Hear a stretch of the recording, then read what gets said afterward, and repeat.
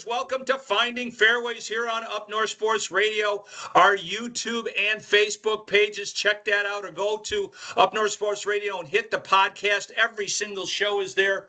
You can go back and see all the wit and wisdom of Dan Pohl throughout the years. Short Dan segment. Pohl. Short segment. Short. Little wit. Really tiny one. multiple issues of tininess. That's it. Episode 4, he said something funny. You'll have to check it out. It was yeah, great. Check it out. Yeah, okay, missed that one. Yeah, no, that's good stuff. Way to go on the comedy side already, because depending on my ability to even figure out Royal Birkdale, since I've never played there and only went over to Turnberry just the 1 year, I'm probably the least of the knowledgeable guys to talk about it, but I do have some ideas on who might do well, so we'll get to that eventually. We know by now it's not your wheelhouse. Open golf rotas are not your wheelhouse. I actually was trying to get Ray Hearn on. He's got a project that he's got going on overseas. Mm-hmm. But Ray has taught a couple of architecture classes for years, and he knows that area quite well. The thing that I'm seeing or picking up on, Dan, that I want to ask you as a pro is that for a change, you see this every once in a while during the Open, it's really hard, really fast. The temperatures are warm, and guys are already complaining. I saw John Rahm's press conference that, they're hitting 6-irons that are going 285 yards. As a pro, I mean, I'm sure you've played some baked out fairways in Texas and some other places across your career. What do you do under those kind of circumstances where you got wind and you can't stop the ball on a fairway, let alone a green? Yeah, I know. Listen, I never did not play the Open because of courses. I played because the timing of the event was different. I did have 2 children that were born early September, so it was right around that time where things were getting a little iffy. And also remember, folks, now $17.75 million purse with $3.2 million going to the winner this year. I'm not sure when I was around that if you finished in the top 10, you really hardly made expenses. And right. So it really was the concept of, okay, do I take that time to go visit a place where I probably won't be super successful anyway. I mean, I always challenge myself to play the tougher course as well. But these type of conditions that you're talking about are unfamiliar to anybody. I mean, right. if you're talking about just balls releasing with no control, I did go over and I played at Portmarnock and some other courses in Ireland and under tough conditions. And I told people, I said, please don't talk to my ball until it stops because there's no telling. No doubt. Hey, nice shot. And all of a sudden it takes off and it catches a little drainage area and runs into a bunker that's sodded and that you can't play out of. And I just, is that the way the golf courses are meant to be? No. Is it part of the conditioning and part of your ability to adapt as you go along? Yes. And when you look at the list of champions, especially Spieth and, the most recent ones, and then you go back a day to Trevino and Palmer, great ball strikers, great ingenuity, Watson, great short game, stuff like that. But this isn't even about that. This is about trying to figure out, how to control a long iron or mid iron or a short iron going into conditions that, nobody has really dealt with. And so as creative as you want to believe you are, and creative as Spieth and all these guys are around greens, they might be just trying to figure out how to get it within 10 or 15 feet. So it's going to be those guys that make those putts and get on. And then, of course, we go back to days when, tee times are the critical thing. It could be half the field could be basically gone before the afternoon tees off. Who knows? When you get to a point like this where it's almost as much luck as skill, we've seen a few Opens across the years like this.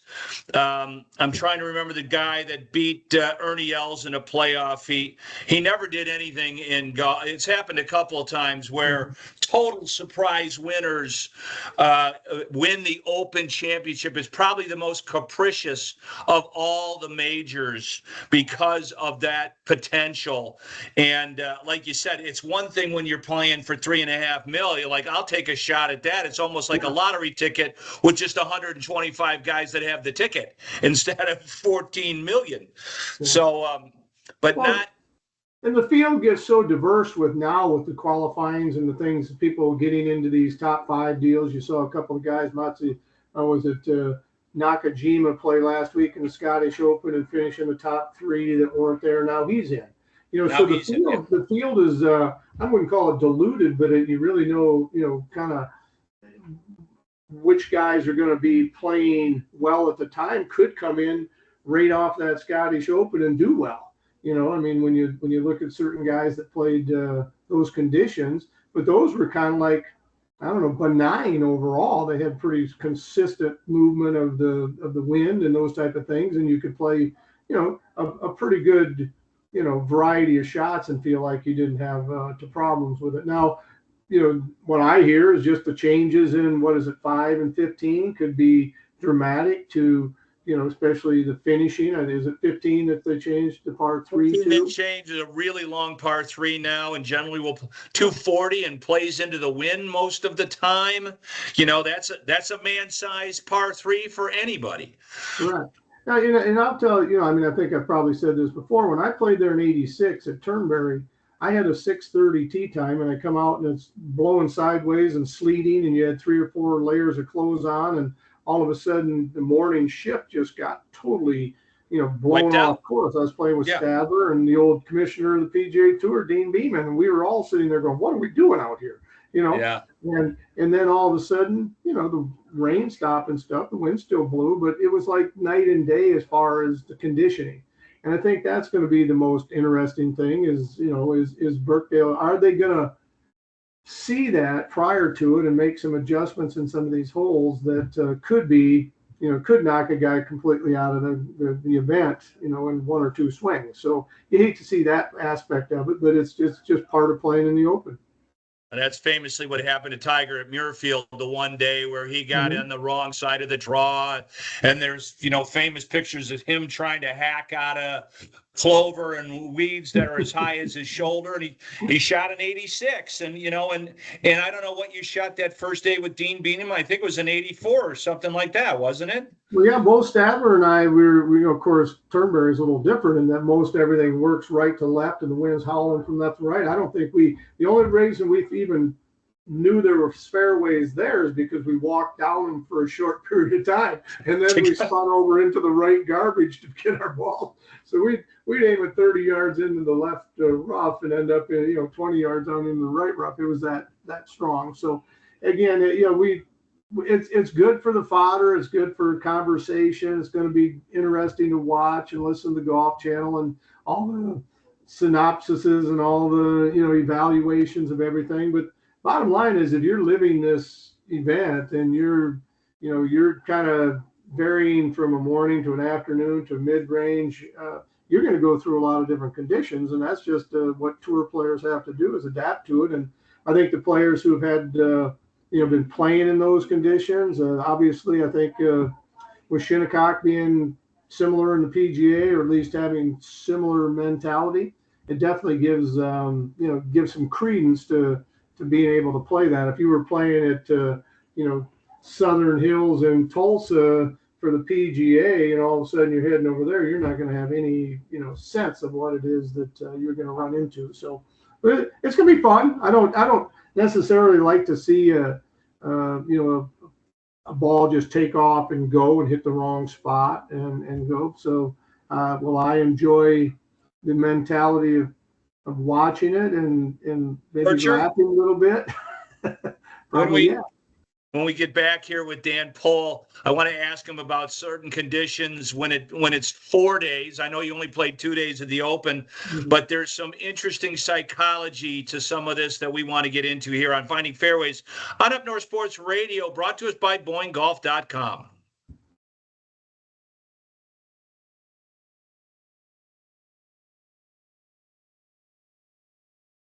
Time to check in with our good friends at Boyne Golf, and we have a new friend with us today, Natalie Bailey. Natalie, good morning. How are you? Good morning. How are you? Welcome to Boyne. I guess you're a new hire there along with TR.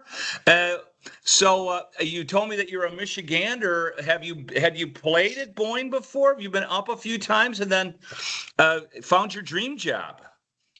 Yeah, so I moved up here. I moved up to Alanson, which is about 20 minutes from Petoskey, Sure. 2021. And I did play Boyne a few times, but I just really wasn't playing too much golf the past couple of years, not as much as I did growing up and in high school. But yeah, this really is a wonderful opportunity. It really is a dream job because I love golf, grew up golfing, and I've always wanted to work in golf. And I feel this is the perfect intersection of, my showing off my creativity and being in a sport that I love and have experience in. So it's awesome. You got a great team there, TR, Josh Richter, the whole gang. So welcome. We love having you here on Finding Fairways. And as I mentioned, generally speaking, Boyne rolls out some pretty cool offers during the weeks of the majors. Tell our listeners about that. So the open is coming up, and we just rolled that out in our newsletter today. So okay. Look out for that and give our country clubs and the courses a call if you have any questions on that. There's usually discounts on rooms and rounds. Yes, that's correct. Yeah. The weather's been fantastic. Have you had a chance to play? I finally got out and chance to play golf. So Yeah. I know our locals this is the time of year, right? Get your clubs out, get on the golf course. It is. Oh my gosh. It's been a picture perfect summer, very, very picturesque northern Michigan summer. This is just what it is. And it's hot, but it's breezy when you're out there on the courses, especially by the water. I think it's great. If anything, you just go for a swim after in the lake. So works out well. That's right. And there's always a cart girl coming around the corner, right? Yes, always. Natalie, very quickly before I let you go, do you have a particular favorite course yet? Ooh, I played Arthur Hills last weekend for the second time. It was fantastic. So far, that's probably my favorite. I still have the other ones to play. It's just beautiful. It was in great condition. The weather was amazing, and I can't wait to go back. I guarantee you when I talk to you next month, you'll have a new favorite course from Boyne. I'm sure. Or maybe like a two-way tie or something. Yeah. Well, Natalie Bailey, thanks for joining us here on Finding Fairways. Folks, go to boynegolf.com or call the phone number and talk to one of the reservation agents. They really know what they're doing.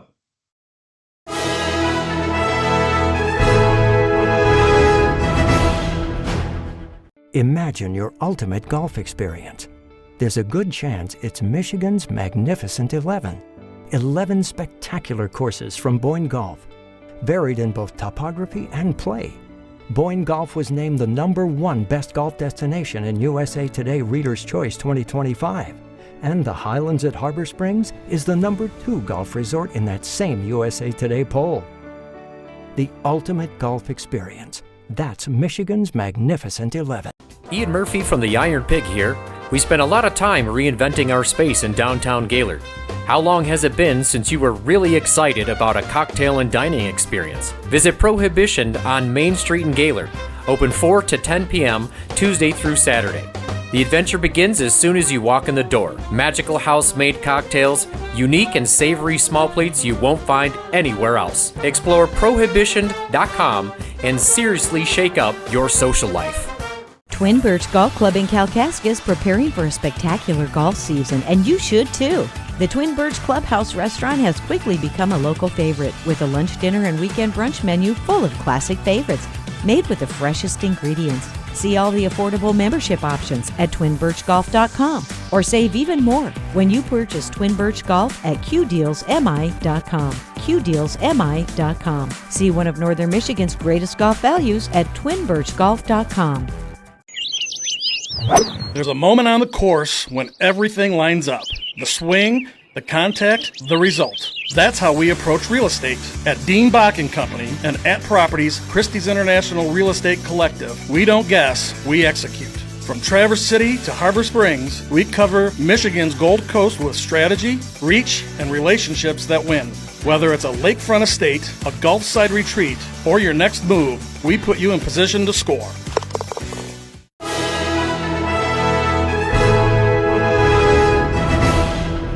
3, 2, 1. Welcome back to Finding Fairways here on Up North Sports Radio, 101.1 WGRY on our YouTube and Facebook pages. Jerry Coyne, Dan Pohl, talking Open Championship golf. Dan, you mentioned earlier that you've been over to Ireland. You played Portmarnock. I played there. What other courses did you play? Yeah.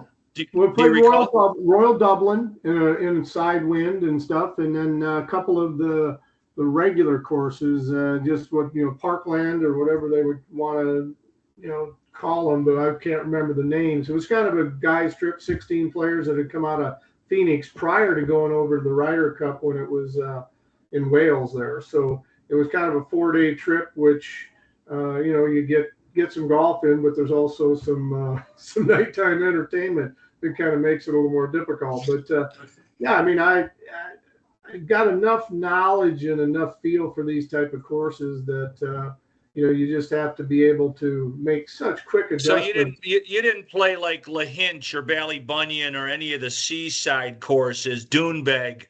All right. No, I didn't. Okay. Like most people, Jerry, I tell people, I said, listen, when you're playing tour golf, unless you're kind of a history buff and you're a Crenshaw type mentality of playing a lot of those, traveling and going playing golf probably wasn't in my repertoire of tricks, especially at the time. Really, during my main arena, you had 3 kids, and you had things going on. So I mean, you're taking a golf trip to some of those. Sure, it might be on a lot of people's bucket list, but to me, I don't get as much fun out of guessing how to play the game as much as just hitting solid shots. So.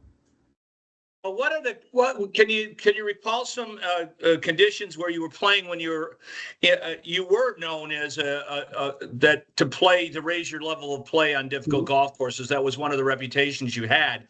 There's got to be a couple instances where you had 3 or 4 days where conditions were pretty different. Oh yeah, very much 4 days so. in a row.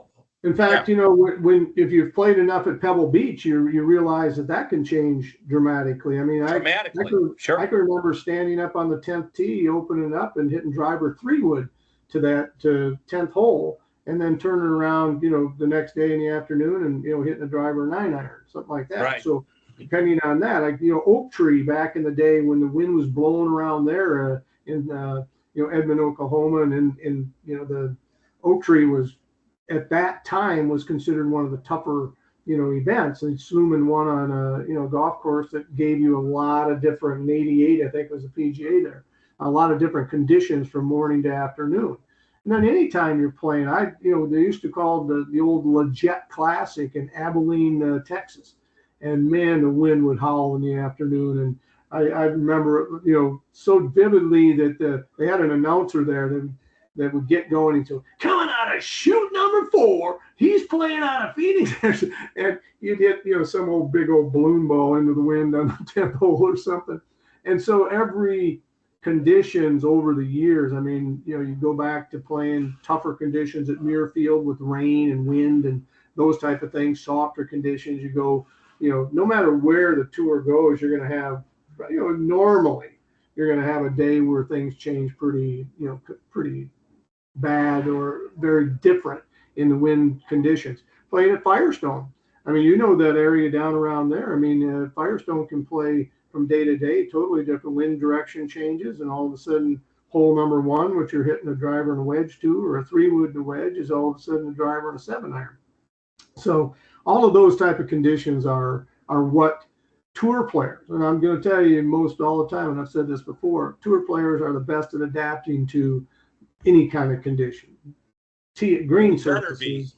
Yeah, you better be. Yeah, exactly. Yeah. And that's why these guys will make the adjustments, but whether or not it's unlucky, or you get unlucky, then that's what you don't want to see. That leads to this question, okay? Because we've all been there, hacks to pros. When you get a horrible break, you hit a really good shot, and for whatever reason, it hits a sprinkler head. I don't care what the hell. It hits a rake, goes under the rake, can't do anything. What is the mentality of a tour pro? I mean, it's just like, is it as easy as going, well, that's the way it goes? Sometimes it doesn't feel that way when you're playing for big money.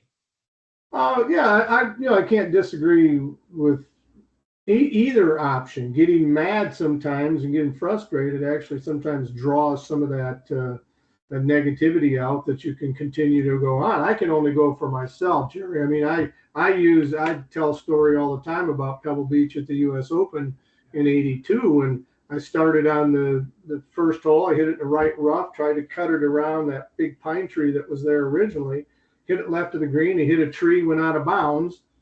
And all of a sudden, I'm dropping it back into another, terrible lie. I hit it in the left bunker, hit it up and down for 6, hit it in the left rough on number 2, and had a terrible lie. And I looked over at the people, my wife at the time, and the guys that were following. I said, "Get us the heck out of here." That's not the verbiage I said. "Get us a plane. We're out of here." This is the second hole of the U.S. Open, and it was probably the release I needed. It kind of set me in a different direction. And, I ended up finishing third, behind Watson and Nicklaus. And it was basically how you take the release of your energy. If you're taking it, and most guys are now pretty good at, letting it go. And then, it depends on, to me, it's what happens maybe 2 holes down the line. If you've still got that just frustration, you'll see it. So how you handle that is entirely up to me what holes come up after that. I was able to get it up and down at 2 and continue to kind of build on something and make it positive. But if you let it eat you and it's early in your round, it's probably going to be a two-day event for you. Yeah.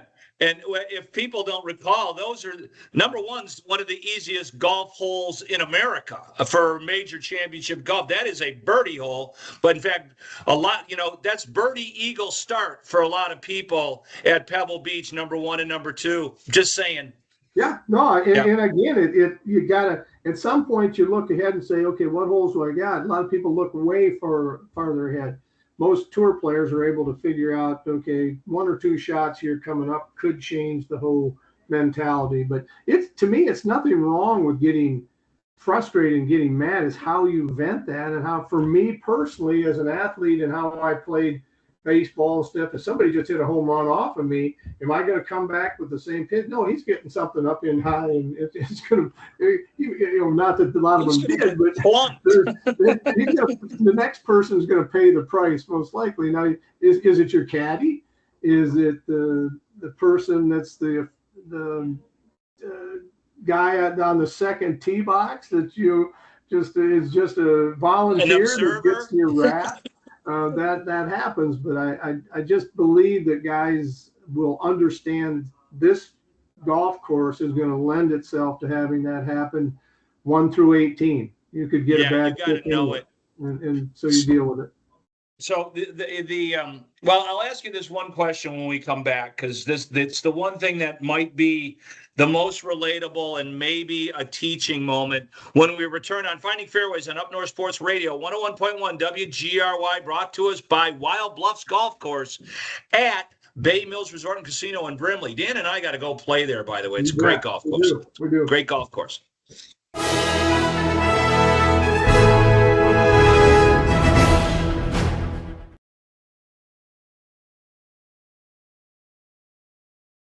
Who knew? Fresh air is a destination. Breathe in the glacial carved canvas of northern Michigan's finest golf courses and have your breath taken away by scenic vistas from tee to green. The perfect place to perfect your game in more ways than one. The waves, woods, and wonder of Bel Air. Escape every day. Discover the magic of 90 holes at one resort. Shanty Creek Resort in Bel Air and online at shantycreek.com. Quit wasting time putting around and meet us at Wild Bluff Golf Course in Brimley, Michigan. Wild Bluff is a championship golf course with breathtaking views overlooking Lake Superior, with a full-length driving range, chipping area, and large putting green. Visit our fully stocked pro shop for featured golf apparel and equipment, or come to the loft to wine and dine like a pro. Like us on Facebook or visit baymillscasinos.com for more information. Your fairway to heaven starts here. There's a moment on the course when everything lines up. The swing, the contact, the result. That's how we approach real estate. At Dean Bach & Company and at Properties, Christie's International Real Estate Collective, we don't guess, we execute. From Traverse City to Harbor Springs, we cover Michigan's Gold Coast with strategy, reach, and relationships that win. Whether it's a lakefront estate, a Gulf side retreat, or your next move, we put you in position to score.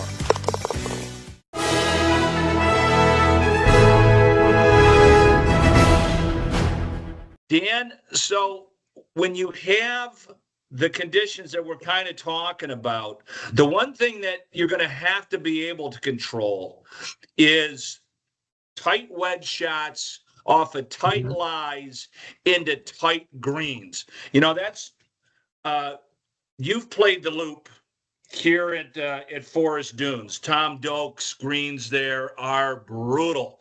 They're the most like the UK and Ireland that I've played here. And everybody that I talk to, they want to play it. They don't want to play it again because it's just so hard to control the spin from those lies and those greens. What do you do? Well, most people overswing on those. I mean, when you need to create, I love the way Tommy Fleetwood manages himself with those shorter irons. He's one of the guys that you'll see it's cut off, but when you look down and break it down into a little bit more of a tighter pattern here at impact area, maybe the first foot away and before ball and then after, he's also soft. He's getting acceleration, he's getting speed, but most people will try to release that club a little bit. Yeah. And all of a sudden that not only that trailing edge bounces a little bit, but also there's no consistency in the spin. So there's no way downwind into the wind that you're going to get the same, patterns of shots for most people, no matter what. But, I see so many people, if it's, how many guys anymore? I mean, again, this is, it'll be very interesting for me to watch because, the old Tom Kites and guys that took wedges and from 80 yards could almost hit that little, clip shot off the deal without a ton of acceleration, but still create spin. They control distance and elevation, very, very well. If you get steep and you get going down on those and you create the hit and then the reaction off of that hard turf is always going to be boom. Create a lot of spin on the sand wedges, maybe catch them a little thin with the, 8s and 9s. So my feeling has always been, and I try to teach this, is that you take almost 2 clubs less and you're getting a shallower attack angle, so you're not creating that downward transitional move into the ball. But that's hard to do. Most people don't practice hitting an 8-iron 100 yards, no matter if it's into the wind, downwind, whatever. They just don't. It's as hard as they can swing, and they hit it. And so the steeper the angle, you get this downward trajectory on the downward move, and then I'll tell you who's great at it. I'll tell you who's really. I slice that shot. When you're trying to decelerate, which as soon as you decelerate, the hands have no ability to get through the ball, and so when you get steep and then go here, that club face is going to hang open. You've got to be able to clear the left side and still swing smoother or gentler and still do what? Clear the left side and get the club to square up. I'll tell you who's very good at it that I've played a lot of golf with is Jeff Roth. Jeff Roth does not overswing his irons. He doesn't swing short irons, and he's been very successful with not, the sweeping motion. He doesn't really take a lot of divots. And that is a very good thing. Tom Watson didn't take very deep divots. No. He's a sweeper. And so you see guys like that, with Mark McCumber, who I played with a lot, have very good success in those things. No, because he really hit hard down. And so I will be interested in seeing these guys from 110 yards into the wind, taking 9 irons and 8 irons and just shallowing that out and just getting that club to finish over here on the left side without that high release. I think Scotty can do it. Rory's getting better at it because of the time, but Rory was never a good short iron player because he did try to hit things harder. I think, guys like Patrick Reed, that really understands. He's got a great short game, yeah. Yeah, I mean, guys like that. And then, I tell you, the guy that's playing probably as good as anybody, both Matthew Fitzpatrick and Chris Goderick, are going to be up there. But just to see guys overswing short irons either downwind or you got to understand the downwind short irons go less because you're hitting them down and they're getting up spinning, the air is knocking them down. Yeah, the wind knocks them down a little bit. Yeah. So it's very interesting, like I said, to watch guys from those distances, maybe 100 to 130 yards, take less club and really control that spin through, not overhitting. What about the other end now? You had to have ended up in some of these really revetted bunkers when you played at Turnberry. And, it's amazing to me. I've played out of some of those more than I care to count. And, when you get out for a guy like me, it's almost more blind luck than anything else. You managed that you continue to accelerate, get the club face up and the ball carried. But, man, what do you do there? Again, it's taking your medicine. It really sometimes is hard. I mean, I've played enough variations of bunkers to know when I just had to, maybe 15 yards is all you're going to do. Maybe it's a 80. I think just compounding bad shots with bad shots. I mean, they may not have any choice here. I like I said, I don't know enough about the new bunker, renovations to understand what it is you're trying to accomplish. Are you just trying to say, okay, just don't hit it here, no matter what? Don't hit it here. I mean, yeah. But yeah, I mean, Tiger famously, what was it? Tiger famously, the one time he lapped the field at St. Andrews, didn't land in a bunker in 4 days. Yeah. I mean, that's a bigger accomplishment than anything I can almost imagine. And it appears that this golf course is all about, the openings to the front seem to be pretty good. So you can move the ball up once you get that direction. It's what's happening to the green that forces you. Unlike a lot of the U.S. course, a lot of the things that we do here, everything is near the green. All the bunkering and all the stuff there is where you get in trouble. And, you go ahead and let people drive the ball and because that's what they want to do. Here, to me, it's going to be, are you going to be able to take a 7-iron, when it's the bunker is 240 yards away and say, okay, I'm just going to hit a little 7-iron down there and go ahead and hit 4-iron for your second shot rather than pushing it up, bringing the bunker into play. Those are just, that's a conversation between you and your caddy that's going to be very interesting and kind of where you're at in your game, where you're at in the positioning, if you got to attack. I don't know about these par 5s, if they're gettable. Normally there's only one. There's only one par 5. That's par 5. That's how much I know about it. It's the 14th hole. You play, and they don't play split tees. So you play 13 holes before you get to a par 5. You don't see that very often. I'm probably the only one that I've ever heard of. You know? And so, like I said, I think it's to be in the rotation to have what's this, the 11th time they've hosted. So obviously it's a venue that everybody looks forward to getting to. The people who have won it are who's who. So, it obviously lends itself. But I think as time has gone on, some of these conditionings that used to be kind of fun and, people worked around are getting talked about and changed because of, people's attitudes towards it. Now I don't know how strong will the Golf Channel's conversations be should 15 end up to be a total, joke, overall. So it'll be interesting. Well, the funny thing is on this golf course, and then we'll lead this to your possible potential winners. But the last 2 Open Championships here, The winner was 3 under, and the next winner was 19 under. So that's how great a swing you can have on this golf course, depending on the conditions. That to me is really remarkable. Again, we all know that those golf courses over there are dictated by, your tee times, and you could get 3 rounds in the afternoon where it's perfect. And, you could go out on Sunday morning where most people say that's where you make your move, or Saturday, and just basically get hosed. And then the afternoon's coming in and they're hitting, every shot that they need to hit. So, Even in the Scottish Open, the guys in the morning on Sunday got screwed with the weather, and all the wind and everything was great in the afternoon. Yeah.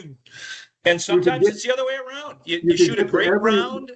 You could get to every pin. Hole locations that looked like they would have been difficult in certain conditions were totally gettable. And that's what you saw, the last 3 or 4 groups just, kind of stay their way, and nobody was nobody was challenged by the difficult conditions that normally can go up. So, I mean, we'll come next week. You'll talk about it, or you'll talk about how good and funny you are, and have all I those. won't talk about how funny I am. I'll talk about how funny looking I am.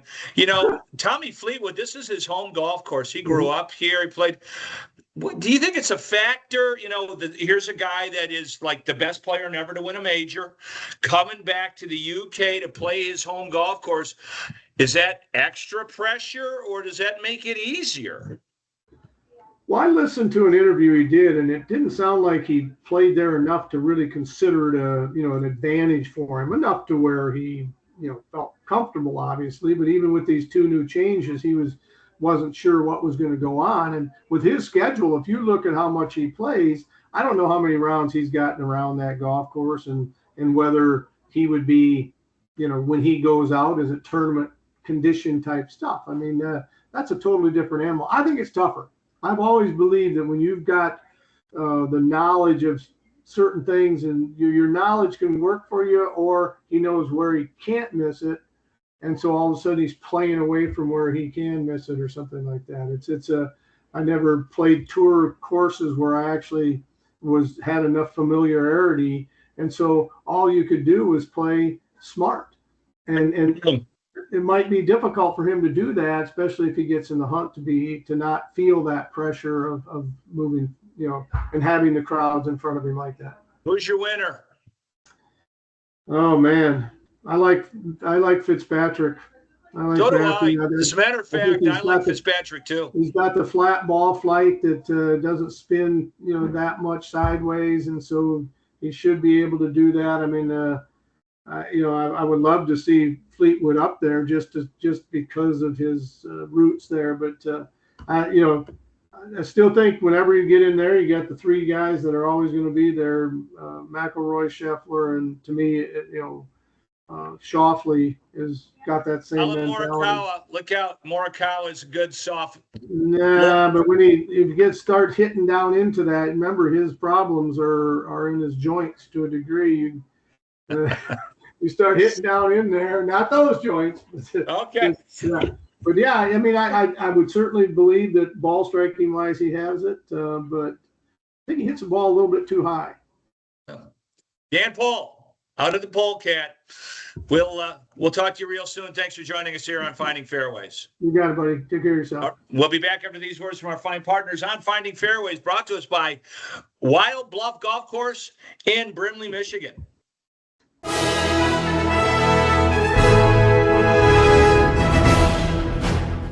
Imagine your ultimate golf experience. There's a good chance it's Michigan's Magnificent 11. 11 spectacular courses from Boyne Golf, varied in both topography and play. Boyne Golf was named the #1 best golf destination in USA Today Reader's Choice 2025. And the Highlands at Harbor Springs is the #2 golf resort in that same USA Today poll. The ultimate golf experience. That's Michigan's Magnificent 11. Grandview Golf Club in Kalkaska has set the standard for the best value golf in northern Michigan. Grandview has all the amazing golf vistas you expect in the pricey resorts without the pricey. Incredible season membership rates and ladies and men's leagues are now forming. Visit GrandviewGolfNorth.com to play your new favorite track. The newly renovated clubhouse with full bar and simulators is open and makes Grandview Golf Club an unforgettable golf experience. Call 231-258-3244 to play today. Ian Murphy from the Iron Pig here. We spent a lot of time reinventing our space in downtown Gaylord. How long has it been since you were really excited about a cocktail and dining experience? Visit Prohibition on Main Street in Gaylord. Open 4 to 10 p.m. Tuesday through Saturday. The adventure begins as soon as you walk in the door. Magical house-made cocktails, unique and savory small plates you won't find anywhere else. Explore Prohibition.com and seriously shake up your social life. Who knew? Fresh air is a destination. Breathe in the glacial carved canvas of northern Michigan's finest golf courses and have your breath taken away by scenic vistas from tee to green. The perfect place to perfect your game in more ways than one. The waves, woods, and wonder of Bel Air. Escape every day. Discover the magic of 90 holes at one resort. Shanty Creek Resort in Bel Air and online at shantycreek.com.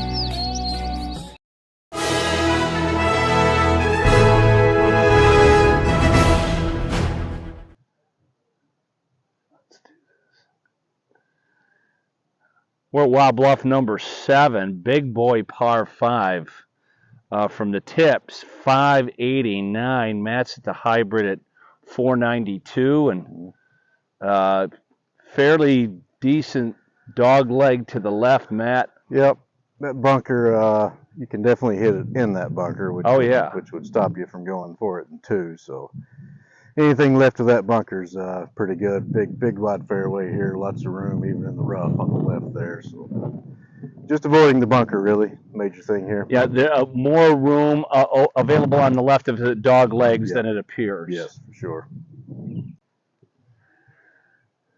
Second shot into number 7 here at Wild Bluff. Matt just short of the bunker, but especially with the wind coming in, it'd be a hero shot to get into the green here. Yeah, unlikely to get all the way home. Just trying to get it up there somewhere close for a good little chip.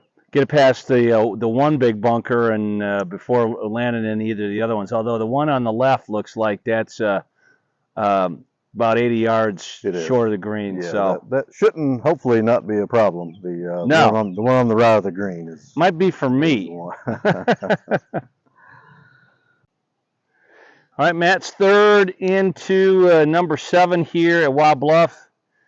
Kind of short-sighted here, Matt. Yeah.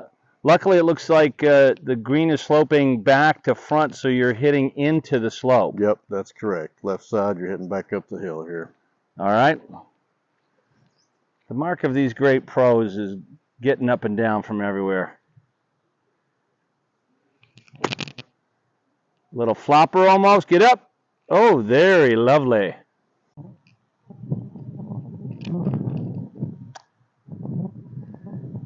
Matt, the green here at number 7 at Wild Bluff, a lot of undulation. Yeah, there is. Anything on that right side. Yeah, you know, it looks benign, but once you get on here and feel it with your feet, I bet you there's a lot of subtle breaks here. Certainly is. But you chose the smart way. You got to put straight up the hill. Yep. See if we can get her in. So you get another birdie back on the card.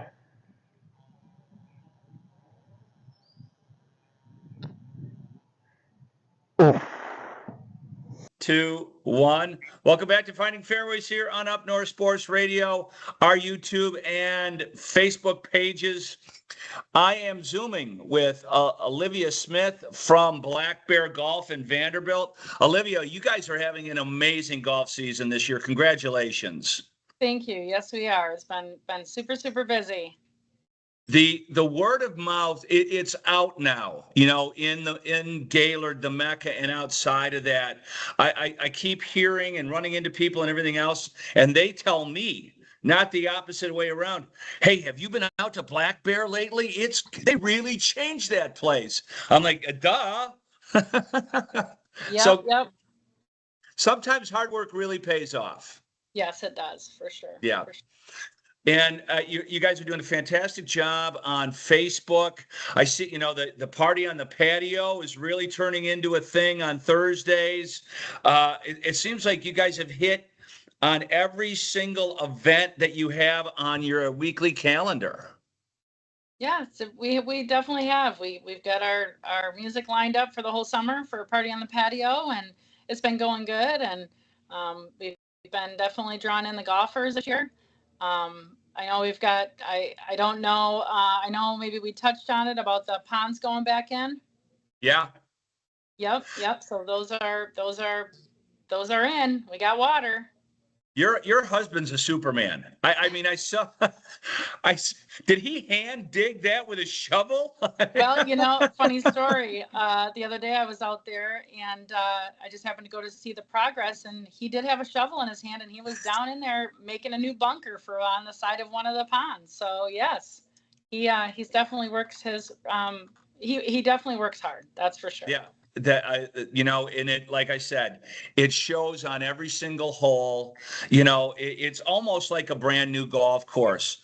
I had this discussion with a golf course owner in Kalkaska last week on the show, and now that I think about it, Olivia, just about all the courses that I represent, even Boyne is family owned.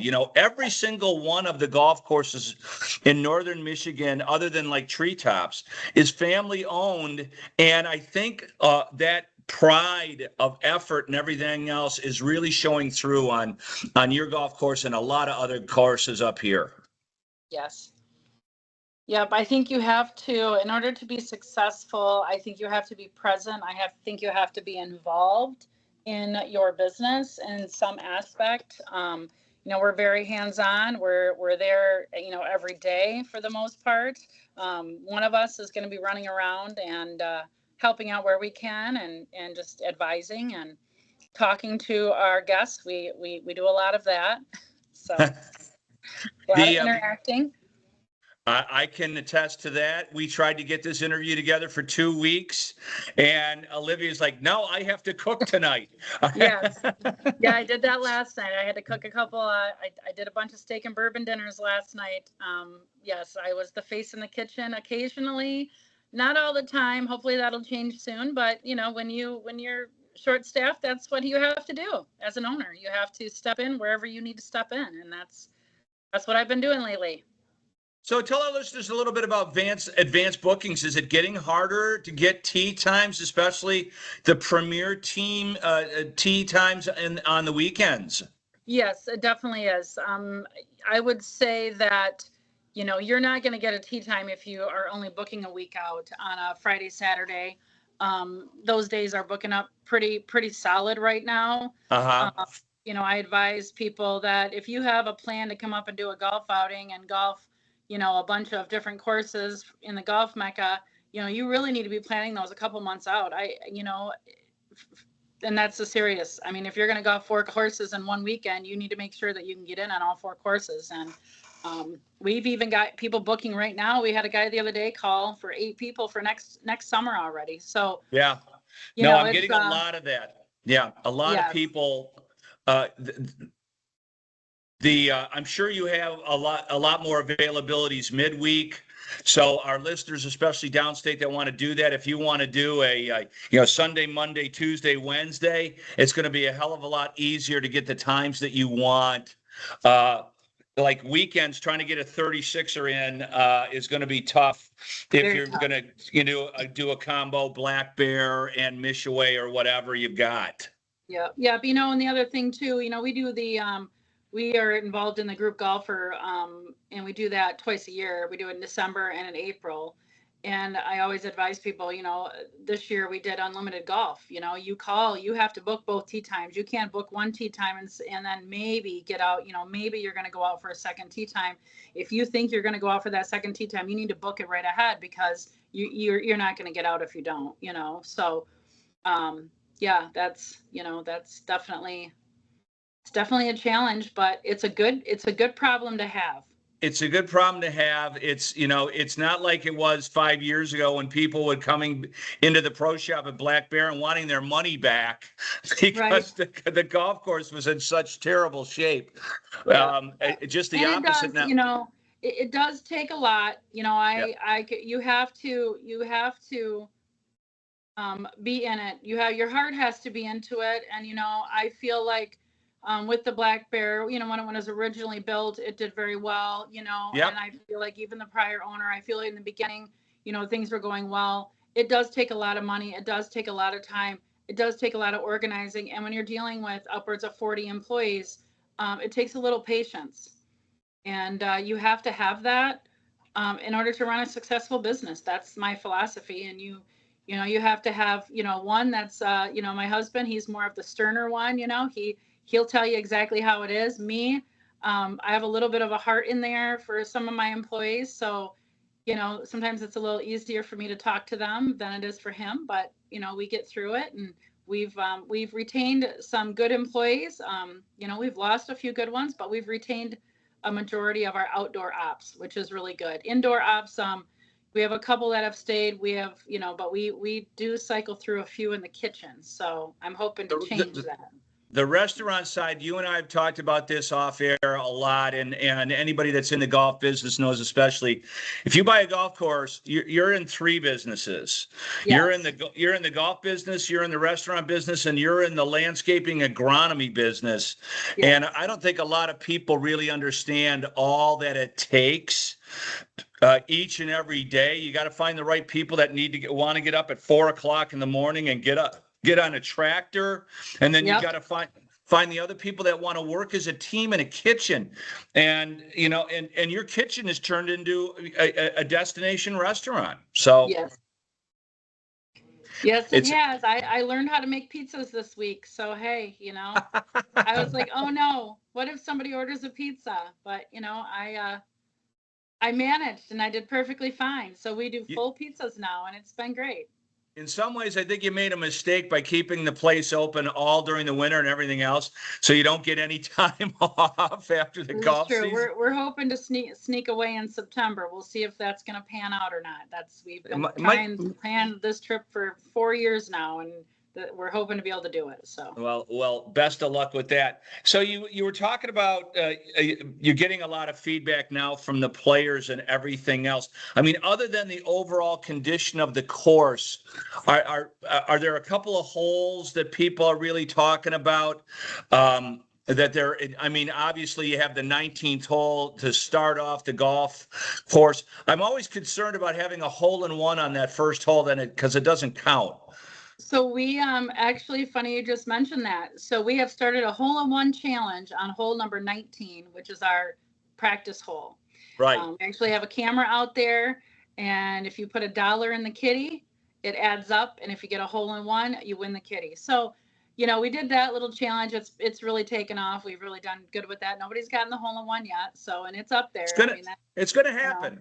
You know, it'll happen at some point. It's just gonna take some time, but that pot's getting up there, and so it's kind of a fun little challenge we decided to do on hole number 19. You know, so that's good. As far as the other holes go, I mean, everything's going good right now. You know, number 4, you know, the approach on it's a little rough. That's because that's where we've been running machinery across there to do these ponds, so they'll have that all back in good shape as soon as they get the sod laid today. You know, a big question, and I don't know if any other courses are running into this too, is pace of play. You know, we run a 4.5-hour round on a good day. Fridays, Saturdays, when we get really busy, you're going to push 5 hours. And we try to explain that to everybody, especially at the turn. You know, people are coming in to get their food. We encourage them to order that on the 8th or 9th hole. So it's ready when they get there. It kind of does set back a little bit. So we've had a little bit of issues with pace of play. We do have a ranger out there now almost every day, or a starter, just to get that pushed along, especially on those busier days. But you know, that is a complaint that we have been running into, and just trying to resolve that issue. You know, I just was wondering if you've had any feedback from other courses. You know, it's Actually, for the most part, pace of play has gotten a little better because people aren't taking their rounds so seriously. So a lot of times people will pick up instead of, lining up their 8th putt. Let's get along. But I think part of that is the fact that you're getting a lot of players who either haven't played the golf course in a long time or have never played it. And the first time you play a course, it just takes longer to do it. Yeah. And I think too, with our rates, we're pretty reasonable on our rates. Yeah, you are. I think we are getting the beginner golfer, the intermediate golfer, and the advanced golfer. And you get a beginner group in front of an advanced group, it slows down. That's a problem. So I think that's where a lot, and that's what we try to explain to people too. If you want to go, you look at like the Links and the Corey over in, in Harbor, or not Harbor. Bay Harbor, yeah, stuff. Sure. You're paying a lot of money to play those courses. A beginner is not going to go over there and play those courses. So, No. I feel like that is a little bit of an issue, with pace of play too. We encourage everybody of all stages of golf to come out and golf our golf course, but it's just allowing everybody to have a little more patience. Well, I think the other thing is when you're talking about beginning golfers, they're not so certain about etiquette, and you cannot really teach etiquette in a sentence. Right. The one thing that I really need, and I'm sure Dave does this, Dave Glasby, your head pro, and whoever's at the front desk, if you're a beginner golfer, let people that are behind you more than 2 holes that are just standing on the tee box, let them play through. Yes. Yep. We do encourage that. Yeah. It's simple idea, but man, sometimes it'll drive you nuts. Yes. Yeah. And that's where the ranger also comes in. If he's out there monitoring and he notices that there's a slow group, and then you got a couple, you got 3 or 4 guys behind you that are all, wearing their master's hats and are, good golfers, and you got the ones in front of them that have their, I don't know. Their hats on backwards. Exactly. So, we try to monitor that too, but I always like, that seems to be, we don't have any major complaints except for occasionally to be pace of play on a weekend, so just trying to tighten that up a little bit, and stuff and we're working on it. We're still learning. It's our 3rd season, and they say it takes 3 to 5 years to build a business and be successful. And we're, in our 3rd year right now. So well, you're being successful. One other hint you might do, and it's a little harder to do, but don't have the cart girl meet people in the middle of the fairway. Oh God, no. Yes. Yeah. Wait on the side of the green when people putt out, or as they putt out, they can come over and get their beverages because it's hot and people need some drinks out there. But when you stop in the middle of the fairway, it just brings pace of play to a complete halt. Yep. You're exactly right. Good point. And honestly, I don't know if I ever told the girls that. So it's something that I'll have to bring up with the girls. Well, you got to remember that a lot of those girls are young girls and they don't play golf. They know how to serve drinks. Yeah, we have 2 Bev Cart girls that we utilize. One does play golf and she's a school teacher, and the other one is an intern here in town. So they're both a little older, and which is a good thing. But definitely getting So get your beverage cart etiquette together, Olivia. Yeah, right. Before I let you go, 2 things. What are the rates right now? So right now, on the weekend, you're looking between 60 and 64 for 18, depending on the time of day. Right. 64 is our highest rate in the dead of summer. 48 That's a bargain. is our lowest. Yeah, Such a bargain. Yeah. 48 is our lowest rate in the spring and fall. So, that's about where we're at. I'm not going to say that it's not going to go up a little bit next year. It may. I feel like every year as we do these improvements, it's making the course better and better, and it's costing us more money. And we want to be competitive, but yet we don't want to be overly competitive. Does that make sense? Don't want to price people out of good golf. Right. Right. And I don't know, you probably don't have any real events coming up in July or August, but I know you probably got a couple things in the fall. Yeah, so in the fall, we do the first weekend of October. We do our car show. We did it last year. It was a huge success. Yeah, it bigger was. than we ever thought. Yeah. And then the second weekend in October, we do our fall bourbon color tour on Saturday. That's always a lot of fun. Last year, we allowed people to actually be golfing, and we still, because it was kind of a slower day, so we did a lot more walk-ins. But we allowed them to do that, and some of the golfers had a riot with our little bourbon station set up around the course. They thought that was great. And then we let people come in off the street. They come in, they make a reservation, they get in a cart. We have somebody lead them out to each different station. We just watch for golf balls. And then the following weekend after that, we do our Jeep poker run. We did that last year, and we had about, 30 Jeeps and about 60 participants. So we're going to do that again this year too. So just something little extra things that we're trying to do. We don't do a whole lot of events like that in the summertime just because we are so busy with golf, and we do, we have some outings going on, and we just do, we do the party on the patio and our Friday night fish fry, and yeah, we do our those have been wildly popular. Dinner. Yeah, no doubt about it. Yep. So just go to golfblackbear.com, right? Nope, it's blackbeargolf.net. Okay. I'm pretty sure. Well, I sent you this invitation to Golf Black Bear. Yeah, but you sent it to my That's email. Okay, all right, That's never my mind. Email and website is different things. So. Blackbeargolf.net. Olivia, I'll see you out there real soon. I'm going to find a fairway of my own, stick a peg in the ground, and pound it down the middle at Black Bear Golf Club in Vanderbilt. Sounds good. Thank you, Jerry, very much. All right, that's another episode of Finding Fairways. We'll see you here next week. Thank you. Thank you, dear.